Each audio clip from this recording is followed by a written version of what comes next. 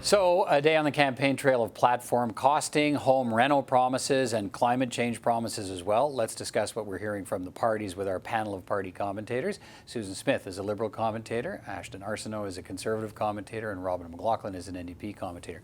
Good to see you all. I want to drill down a little bit on, because these are important issues for Canadians. They tell us that. We're going to talk about Pharmacare too, but let's start with the climate change issue. And I guess I want to start with, what is it voters are supposed to be voting for? Because it seems to me we're hearing a lot of aspirational climate change measures. We're talking about sort of measures here and there that are supposed to contribute to the fight against climate change, but not so much on detailed plans and how it will affect individual families and individuals and what role they're supposed to play. So does that complicate things at the ballot box? What am I supposed to choose if climate change is a big issue for me? Well, I think today, Peter, in particular, there were elements that directly speak to people in their homes. Both the Conservatives, Mr. Scheer, and the Liberals today had announcements about green home retrofits. Right. They were two different approaches. The Conservatives said, go spend your money, we'll give you a 20% tax credit, assuming you have it.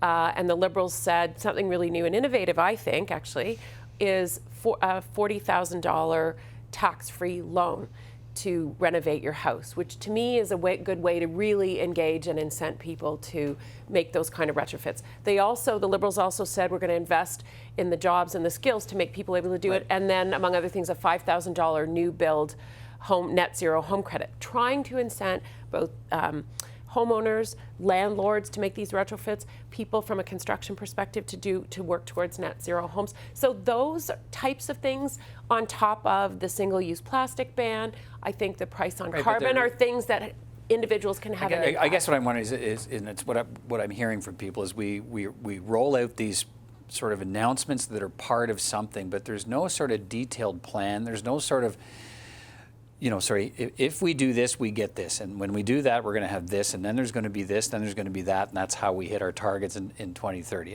And I think, are we hearing that in this campaign? Peter, I think it's more of a philosophical question. If you look at the approach for the Conservative Party versus the approach for the Liberal Party, it's a tale of two sides. So on number one, do you believe as a consumer you should be paying on par with what large emitters are paying, only to have the government give it back to you in the long run? Is that going to get us to climate change relief more quickly? I don't know if that's true. The Conservative plan wants to target the large emitters and leave Canadians out of it. They don't want to take your money away from you in the form of a carbon tax. They don't want to give it back to you. But Mr. Scheer says, they were conservative targets. He agrees with the targets for 2030, and what he says every day in the campaign, this gives us the best chance of getting there. He doesn't say this, here's where I can lay it out for you and show you, we do this, we get there.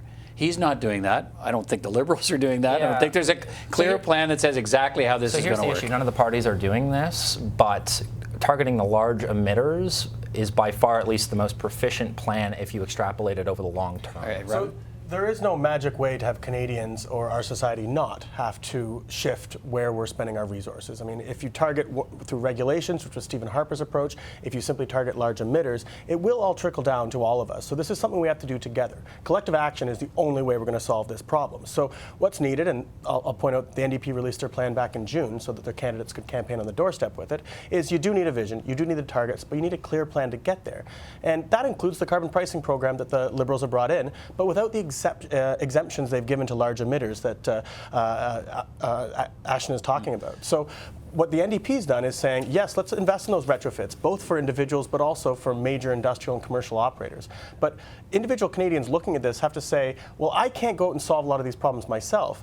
I need a government that's going to invest in the transit and the electrification of the grid, like the NDP's talking about. A government that's going to make it easier for me to retrofit my home. And parties need to present their plans for that. And to show that we actually are going to meet the targets that we set internationally, because the Liberals, their current plan would take over 100 years to reach the targets they're putting forward. No, that's not actually true about that. From a target, let me be clear. What you've submitted to the UN actually says you won't meet your targets. No, but what went into the UN doesn't count for the new initiatives that have been announced since the campaign started, as well as things that have been announced since December. But to your point on participation of consumers, I think it's a mistake on the part of the Conservatives. And I think they misjudge the Canadians' desire to do something. I mean, there are thousands of people on the streets, kids, are demanding to their parents, to grown-ups, to their teachers, to their politicians, do something about this. And we want to participate. We want to do something.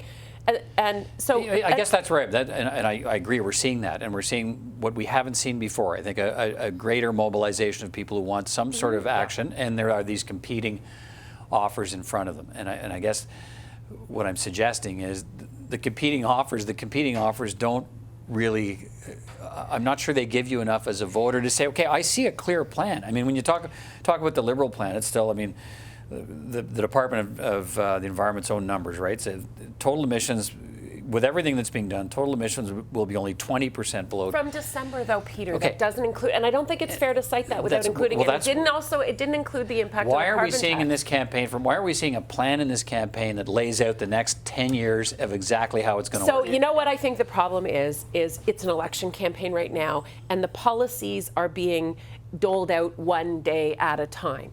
By the time I think you get to the debates, you will see each party with a fully baked plan Sure. that they can explain to Canadians and tie a bow on it. I mean, this is a 40-day campaign. The NDP had to drop their platform in June because they needed something to talk about. But I think the rest of the parties they're putting it out and putting it all together. The other thing the Liberals have done is talked about legislating net zero emissions by 2050 and working in 5-year increments with experts to reach those targets as a result of that. The other thing they announced Right, but today, they didn't talk about what the penalties would be if you don't meet if you're because not they're part gonna of the sit down with a benchmarks. Yeah, but they're going to sit down with a group of people and put that together. I think a people panel across the together country for 4 would. years to figure out how to do That's it. not true. But I think No, people we've had would a lot be of time on it. screaming.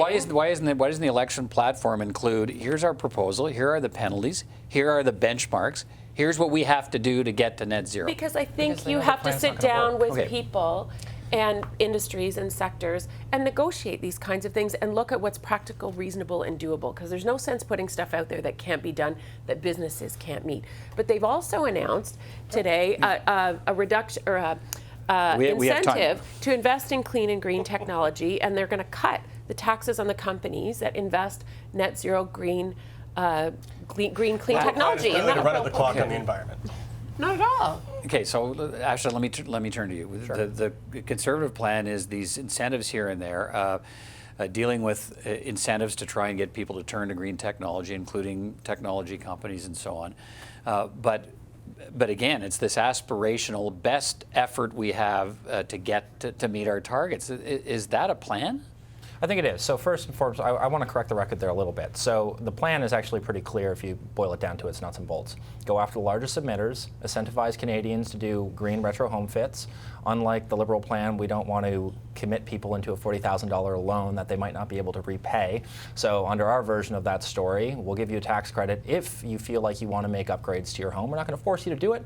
It's And not so a Conservatives responsibility. believe this could have an effect on reducing It climate absolutely change. will. What if nobody takes you up on the Peter, proposal? let me tell you a story. So How does that affect your numbers if nobody exercises the option of doing the don't renovation? have money to do I'm it. glad you asked, because under the former government, there was what was called the Home Buyers Plan to spur spending during the Great Recession. It was so popular that they had to close it down within 2 years because it was costing too much. So you're That's not an outcomes based, canceled that's a cost based. They did cancel it. It was a popular plan, and it's something that you'll see replicated in a lot of the other programs, but it's not by itself going to get us there. You both talked about some of the young people out there in the streets that are marching for this. In large part following Greta Thunberg, who's been a great leader on this. Well, I'd like to point out in particular, she certainly condemned the government, the Liberal government, for purchasing a $4.5 billion pipeline. So Liberals might want to not put her on a pedestal and say that this is why we've been so good.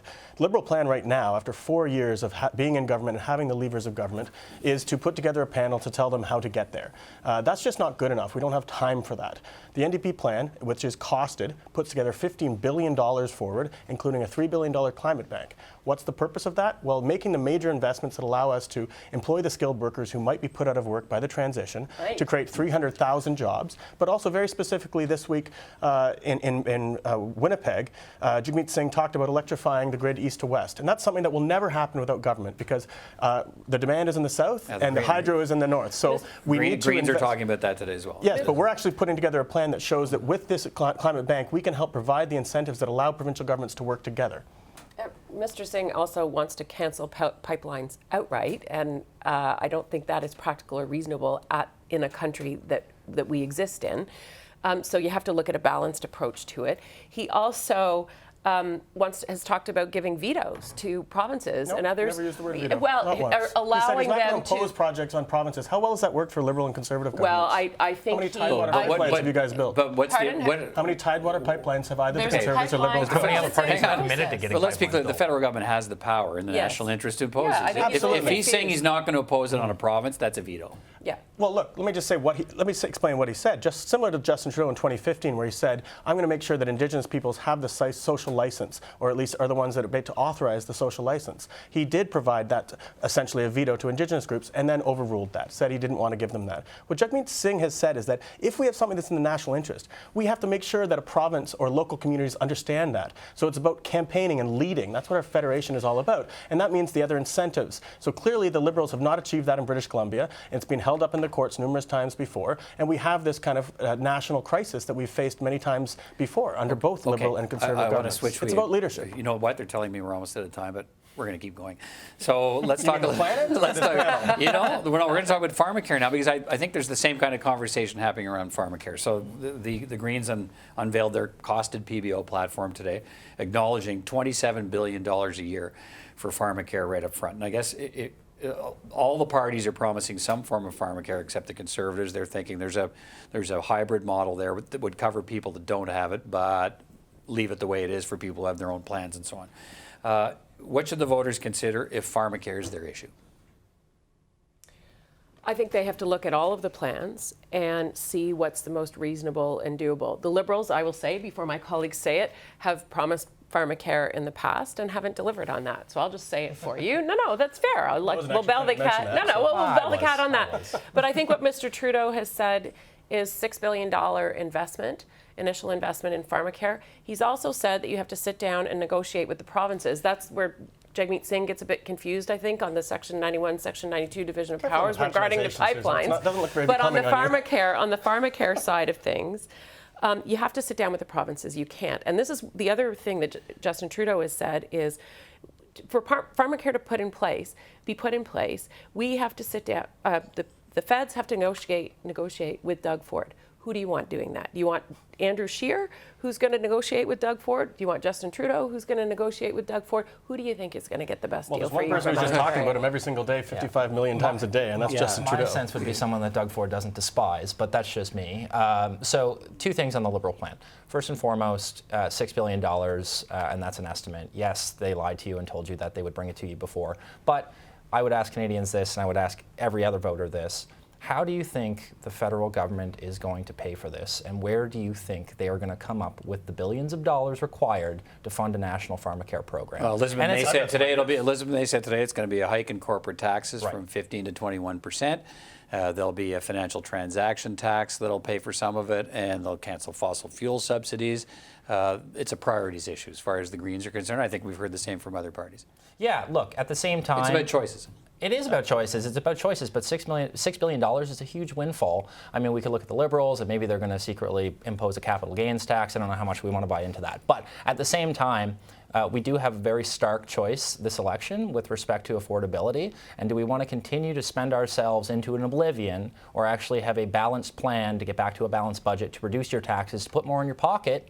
And another thing about Pharmacare that I'll say, which is actually true, is that a high percentage of Canadians actually already have some form of drug coverage in this country. All of them? No, absolutely not. Can we do better? Absolutely we can, and we should be taking care of our most vulnerable. But a national Pharmacare program to the tune of $6 billion? I don't think so. Where I'd like to start is that when Liberals or Conservatives come out with tax cuts and talk about tax cuts for the people that probably don't need them the most, nobody immediately responds and says, how much is that going to cost? Because every single tax cut costs money. So on a Pharmacare plan, we should absolutely talk about how much it costs. And we have some information to work with, the PBO report. The Liberals promised this week $6 billion for Pharmacare, mental health care, and home care. That's to get the process started. I think for a lot of people, and the question that was left unanswered was, did they mean universal Pharmacare? They certainly don't. Let me spoiler alert, they don't. They need Doug Ford and Jason Kenney to come to the table on that. They're not providing enough funding up front to be able to incentivize provinces so that they cannot leave that on the table. The NDP has promised Pharmacare, head-to-toe health care is the way we're referring to it as, the largest expansion of health care since Tommy Douglas, a New Democrat, introduced it. And they're going to do that because we're going to tax the fortunes of the super wealthy. That's the 1/10 of the 1% of the wealthiest people in Canada, which will bring in over 10 years $70 billion. So that's how we'll pay for it, in part through corporate taxes as well. So what but was $10 the billion dollar a figure on year. that? What is the what? What is the NDP dollar figure for the head-to-toe? $10 billion a year for Pharmacare, dental care being separate, because we're not going to lump them together to I think you confuse said dental Canadians. care would But be we're just also under $1 working with billion the- to start. But we've got first the year. parliamentary budget officer who's costing that for us, as opposed to the Liberals who really are going to leave Canadians in the dark for how it's going to get paid for. I don't think that's the case. I think the parliamentary budget officer, the Liberals platform, will have the dollars on it. They said $6 billion, and you'll see it when the whole platform comes out. So All right. I think that's fair. Thank you all. We're out of time. Thank Appreciate you. it. Thanks, Peter.